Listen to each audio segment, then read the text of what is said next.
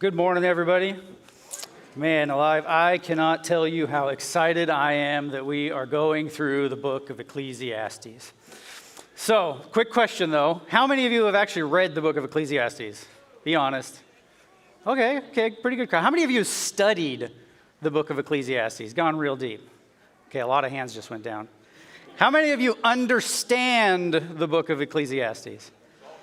It's all vanity. That's right. Okay, I'm all done, guys. I don't have any more. No, it's a weird book. All right? It leaves you with this sense like, why is this in the Bible? What in the world? Why did God see fit to keep this of all the things he could have written? But I want to encourage you, and it is my hope and my goal today to convince you that not only is Ecclesiastes ridiculously important, it, in my mind, is the anti-postmodern book. It speaks against so much of what the world is clamoring and saying, this is what it's all about. And Ecclesiastes just turns that on its head and says, nope, it's not about any of that. So it's my hope to convince you that this is possibly one of the most important books that you can study.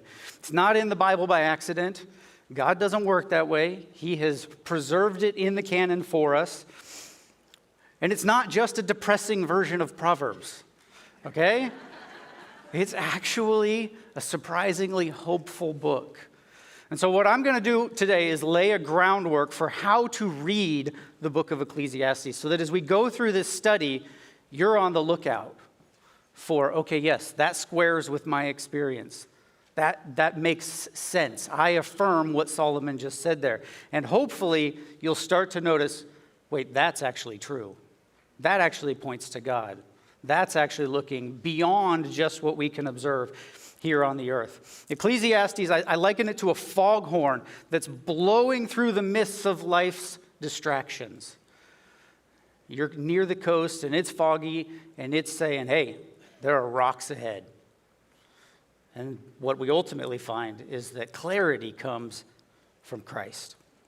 So it reminds us that without God, all of our earthly pursuits are just going to be left wanting. They're not going to ultimately give us any sense of meaning or purpose. Now, the reason I didn't jump straight into public reading is because I didn't want you to read this first passage and say, okay, that is depressing, and I don't get it, and I don't want to go any further. So I'm going to give you a little context from the first 3 verses with the hope that when we start to read it, it'll make a little more sense and it'll click, okay?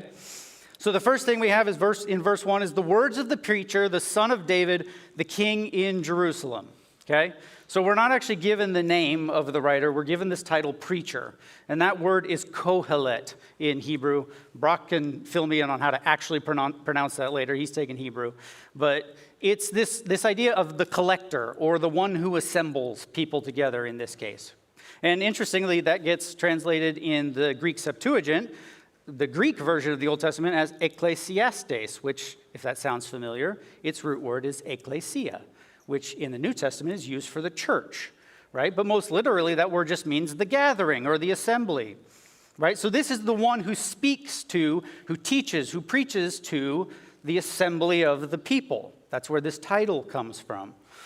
Fortunately, we're given a little more context. This is the son of David, king in Jerusalem. Okay, well, who, after the dust settles with all of his brothers, who is it that ultimately becomes king after David? It's Solomon, right?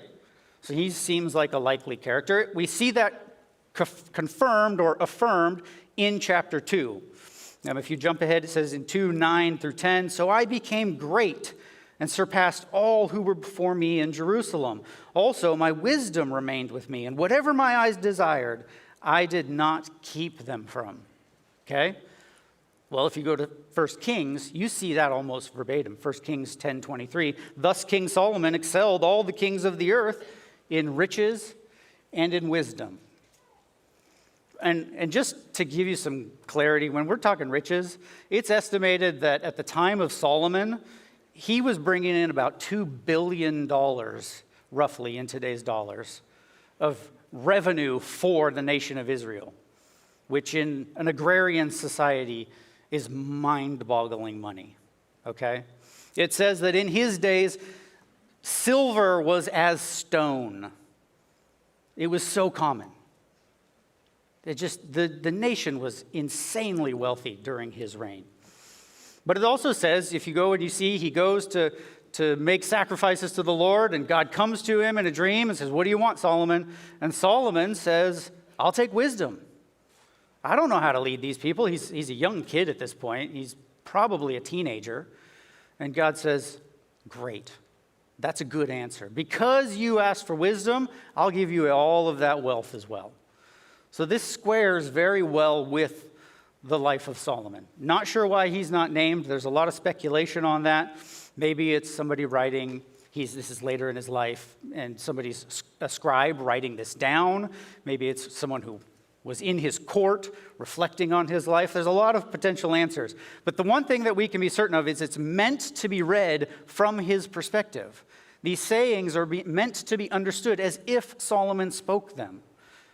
And on the positive side, church tradition just holds that it's him, both in the Hebrew schools, in the rabbis, all the way through the early church.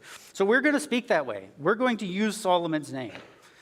And there is a legitimate discussion for when this was written. I'm not denying that. But it's meant to be understood as if Solomon himself is standing there. And it's written occasionally in the first person for that reason. I, the king of Jerusalem, I, the son of David, I, the wisest and wealthiest man in all of history, have this to say about life. If somebody stands up claiming, and in this case is affirmed as the wisest, wealthiest man in all of history, I kind of am interested in what they have to say. Unfortunately, it's not all rosy. Continuing in verse 2, and this was where it just gets cheery, okay? "Vanity of vanities," as Dean already spoiled for me, says the preacher, "vanity of vanities, all is vanity."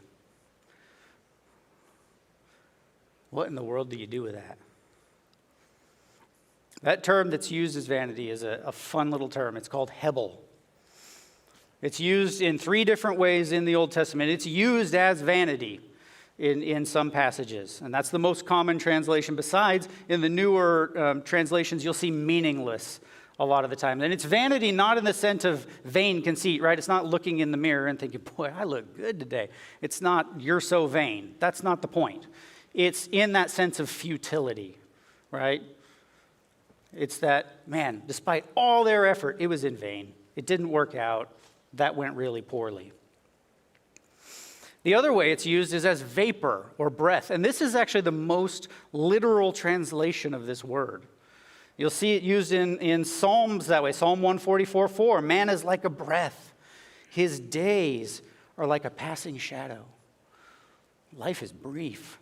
Life is short. Or Proverbs 21:6, "The getting of treasures by a lying tongue is a fleeting vapor and a snare of death." Dishonest gain isn't going to last. The third way it's used, and this is actually highly relevant to a lot of what Solomon talks about, is as a term referring to idolatry. 2 Kings 17:15, this is the New American Standard, then he uses the term vanity. "They rejected God's statutes and his covenant, which he made with their fathers, and his warnings with which he warned them, and they followed vanity and became vain." They followed that which was worthless.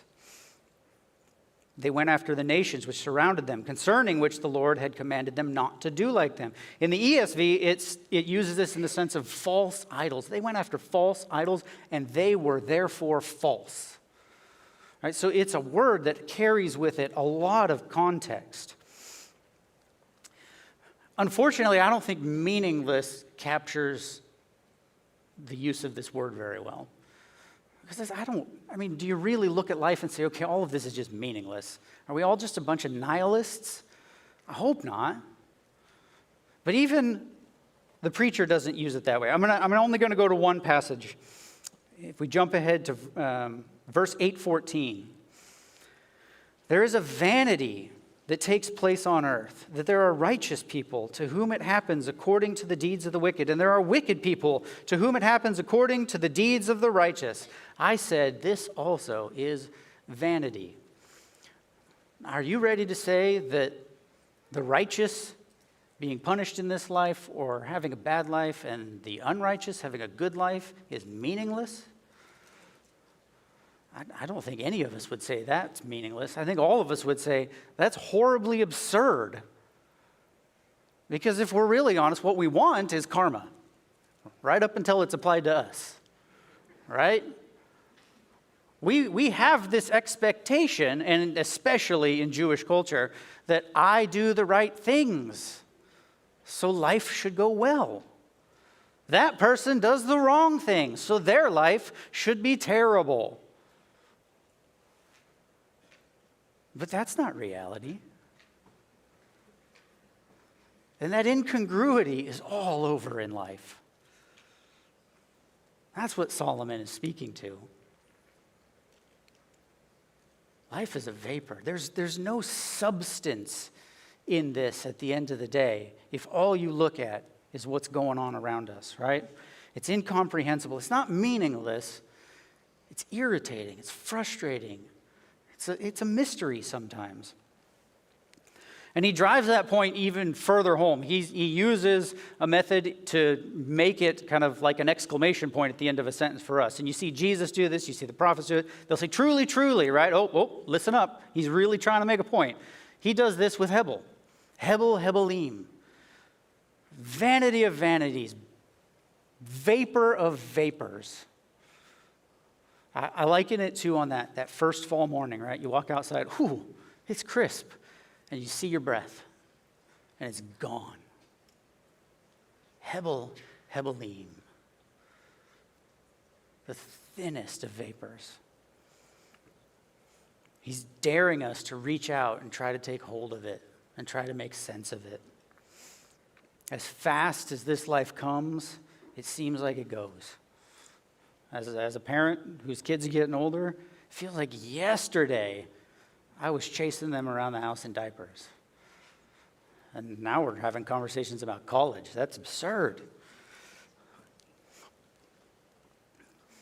This term really ultimately speaks to the brevity of life and the impermanence of all that we are.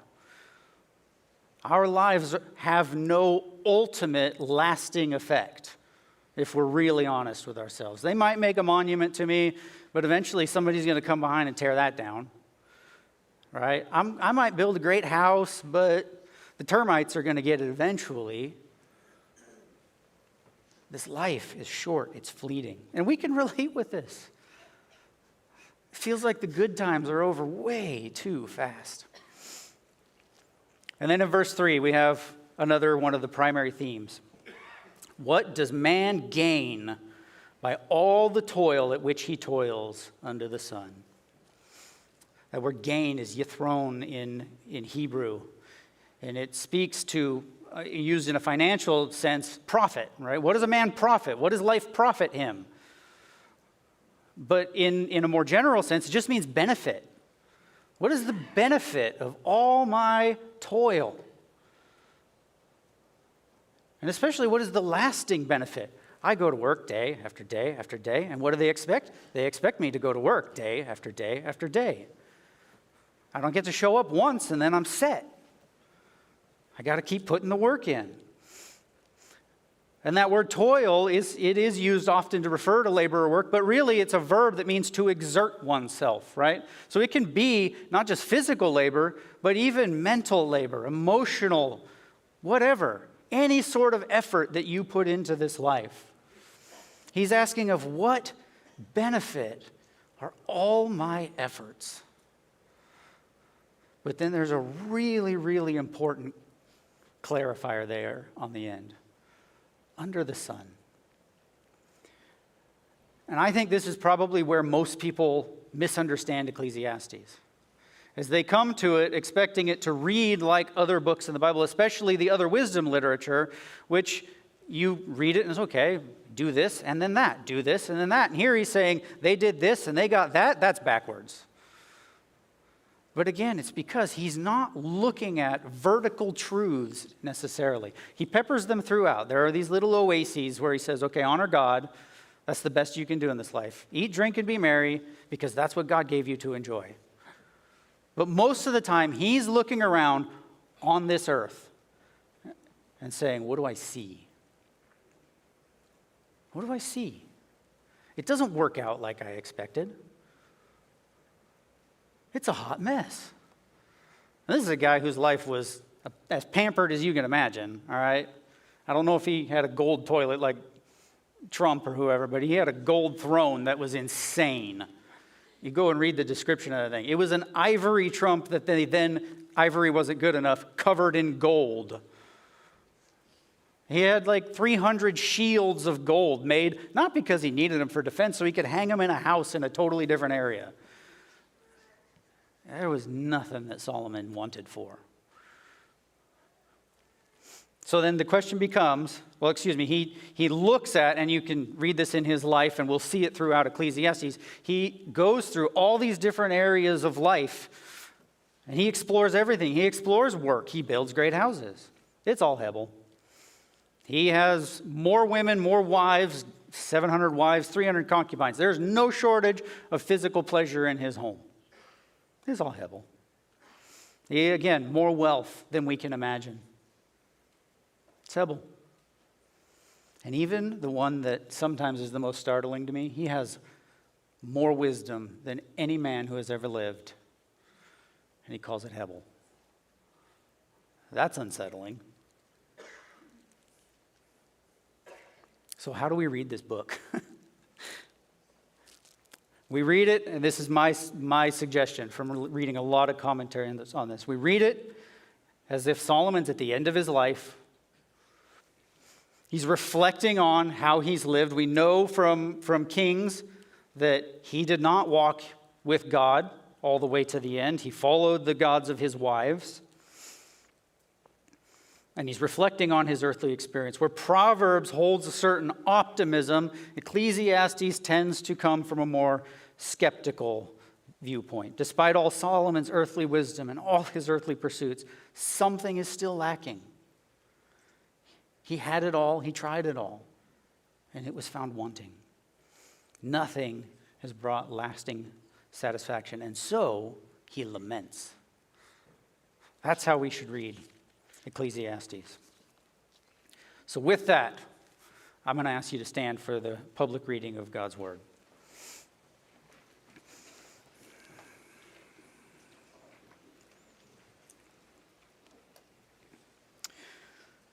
The words of the preacher, the son of David, king in Jerusalem. Vanity of vanities, says the preacher. Vanity of vanities, all is vanity.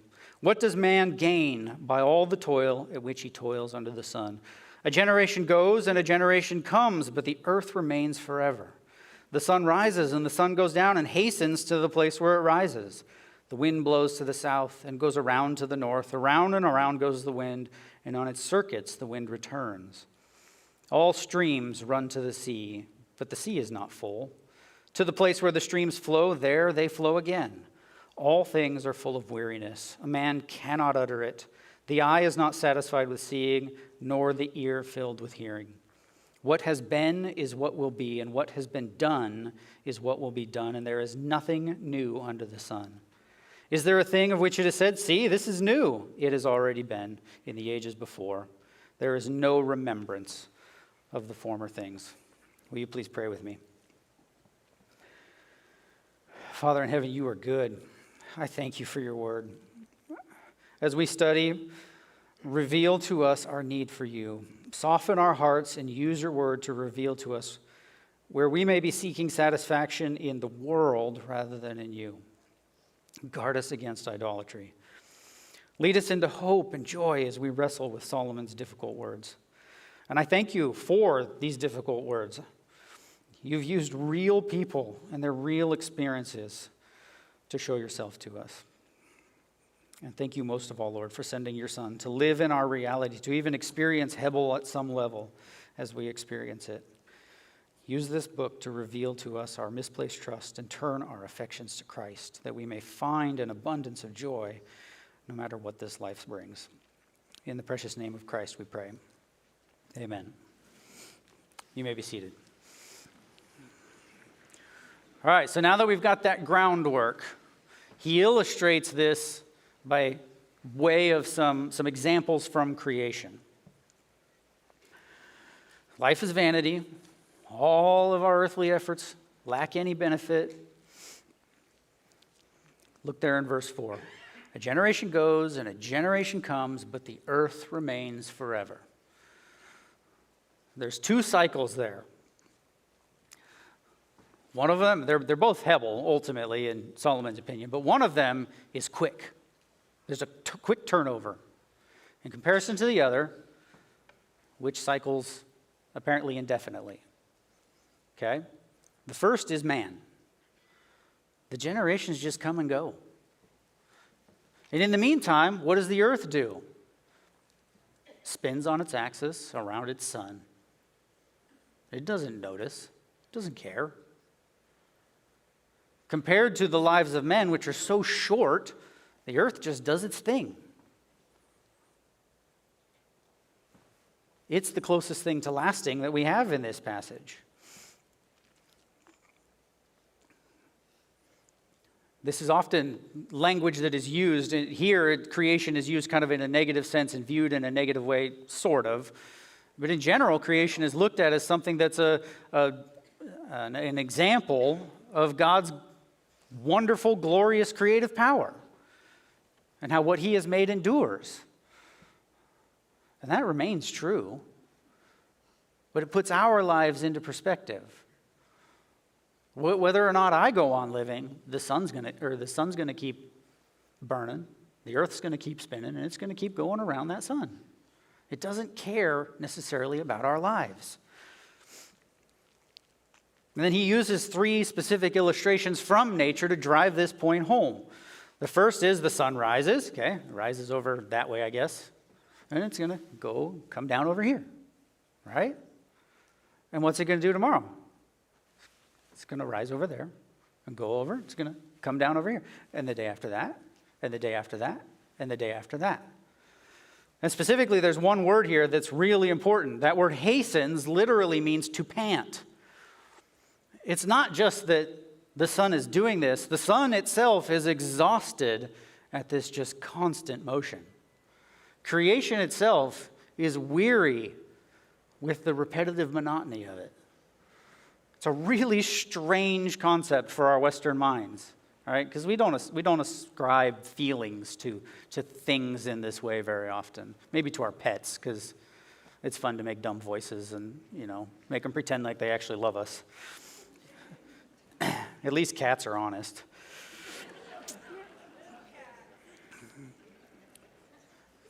Then the next one there is the wind blows to the south. All right, now we've had east-west. Now we're just going to go north-south. It goes down in the south, comes up, and the wind just blows and blows and blows and blows. And wherever it starts is where it ends. There's no real ending. It just goes in circles. It's stuck on repeat.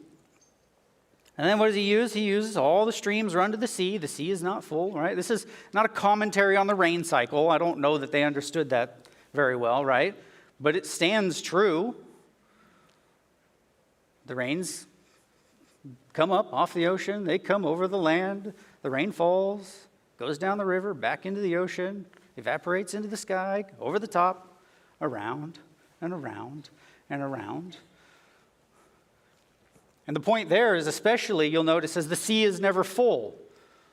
Well, I think the sea is about as full as it's going to get. We can put all the rainwater in it, and I don't know it would make much of a dent. But the point is, it doesn't matter. It's futility.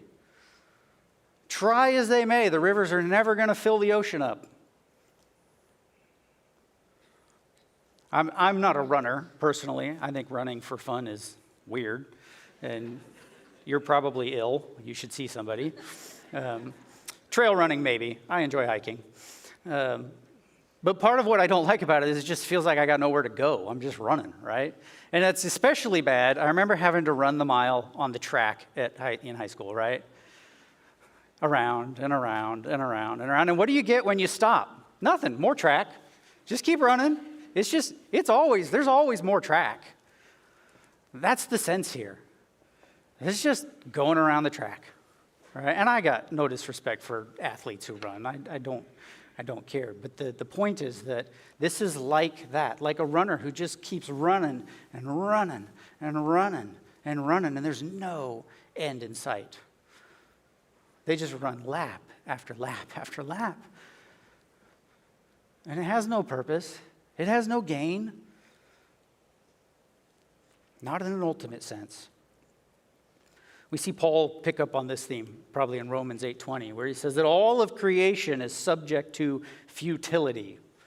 That term, matatoias, is the same term that's translating Hebel in the Greek Septuagint again.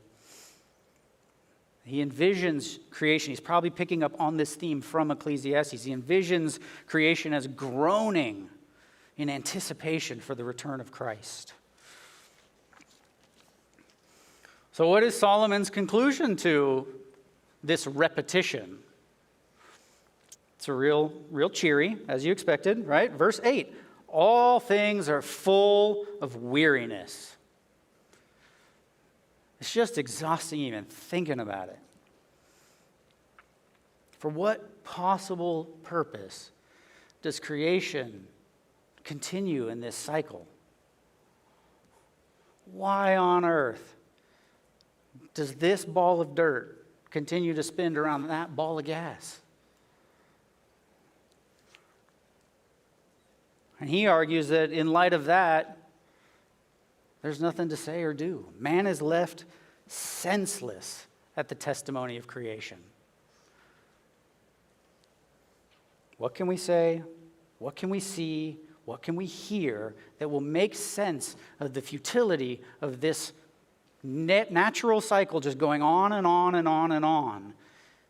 When you separate the creation from the Creator, you take all of its meaning away. There's nothing left to care about. And yet, for some reason, people think it's a good idea to worship the creation and to try to make sense of it all. And good luck, scientists. We've learned an awful lot about the what. Right? We understand physics better than we've ever understood it. We understand chemistry. We can do more. We've got wonderful inventions that, in theory, make our lives better. I don't know about that. I think the jig is up with phones, personally. But what does it actually change? What's the actual meaning in it? I mean, have I actually necessarily gotten much more productive? If I have, I've also gotten a lot busier because I've just filled that time right back up.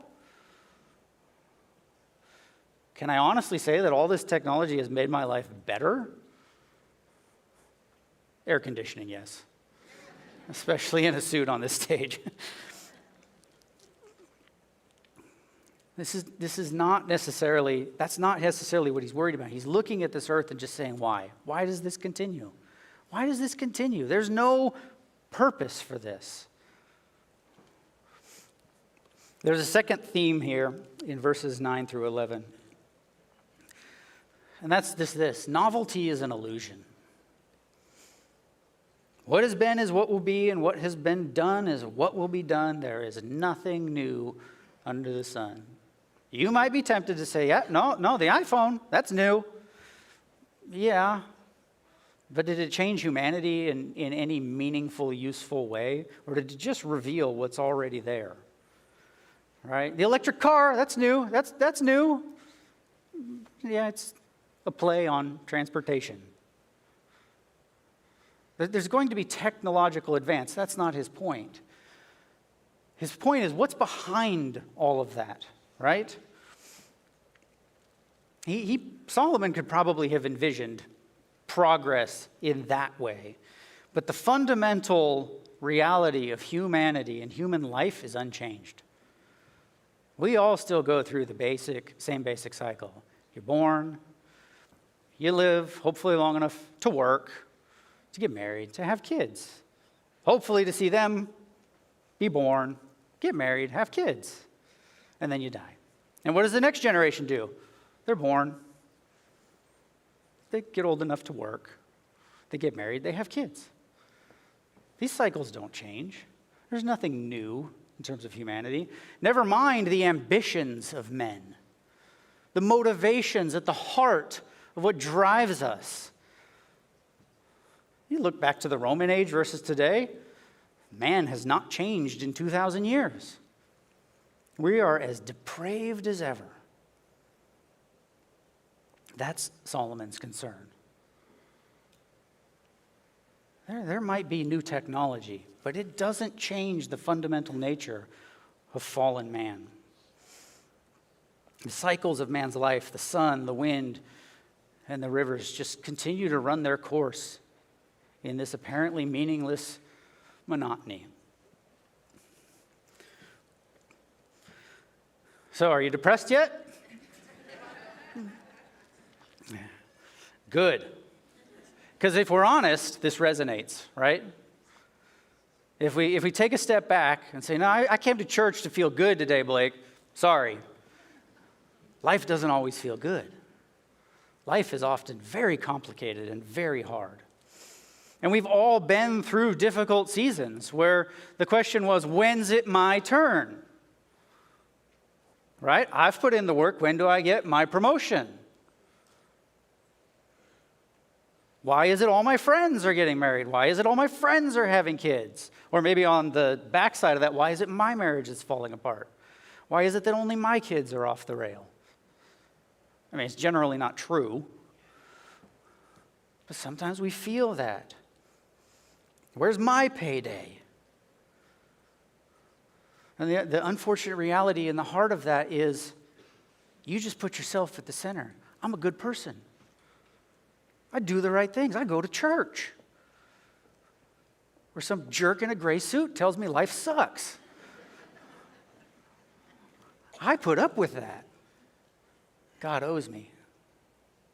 God owes me. Life should be going great. I'm doing all the right things. But it's not real. It's not how life actually works. We're too often guilty of thinking that the world revolves around us. And we say we don't, but we do. We put ourselves at the center of every story. Everything becomes me, my. Ecclesiastes stands in direct opposition to this attitude. If you make life all about you, if I make life all about me, it's going to feel empty. It's going to feel meaningless. Now, there is good news, and a little bit of a spoiler alert. If we jump all the way to the end of the book, and it is important to have the context of the end in this case. The writer says this, the end of the matter, all has been heard. Fear God and keep his commandments. For this is the whole duty of man. For God will bring every deed into judgment with every secret thing, whether good or evil. Even the writer of Ecclesiastes understands, in the middle of all these observations, put God in the middle. When we put ourselves at that center, life becomes all about our wants, our needs, our expectations. But when we put Christ at the center of all of it, he's the one who did it all. You go to Colossians 1, he's the creator. He is the fullness of God dwelling bodily on this earth. He says, I am the bread of life. I am the way, the truth, the life. I am the good shepherd. He screams at us from the pages of Scripture, come to me, all you who are weary and heavy laden. My yoke is light. When we go to Christ, we find all that we're missing. I'd like to invite the servers and the band back up as we prepare for communion. And I'll close with this. Ecclesiastes is not depressing. It's revealing. It reveals our hearts. Brian Borgman, in his book, Don't Waste Your Breath, wonderful commentary on the book of Ecclesiastes, says it this way, Ecclesiastes is an unexpected source of joy that warns us and equips us to not waste our breath before it ends in death. You only have so much time on this earth. Don't waste it. Don't waste it in vain pursuits The world says it has a lot to offer. But behind all of it is a lie. You will find no satisfaction there. And that's what Ecclesiastes is going to unpack in these next 6 weeks. And I hope if you're honest with yourself, you can see yourself in it. I know I did. And I've walked multiple young men through this. It reveals what's naturally in our hearts. I hope that I have at least convinced you today, one, that Ecclesiastes is awesome. All right? But more than that, I want you to understand that it's there because it gives us a real picture of what life is actually like sometimes. And it's okay that life is hard. One of the things we come to this table and remember is that Christ died on that cross to give us hope. And when we find new life in him, we can endure that which is hard. We don't have to go through life feeling like it's meaningless. Instead, we come into alignment with our Creator who gives everything ultimate meaning. Here at Sun River, the table is open to all who profess Christ as their Lord and Savior. So we invite you this morning to come down to the table when you are ready, and we'll take and eat at the end together.